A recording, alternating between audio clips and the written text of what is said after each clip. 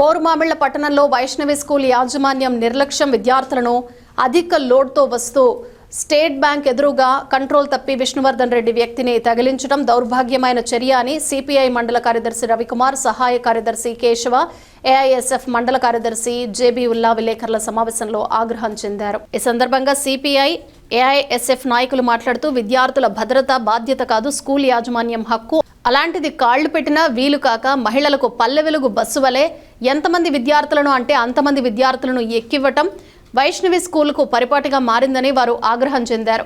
అదేవిధంగా ఇంకా ఏదైనా ప్రమాదం జరిగి ఉంటే వందలాది మంది విద్యార్థుల తల్లిదండ్రులు బాధపడాల్సిన పరిస్థితి నెలకొన్నది.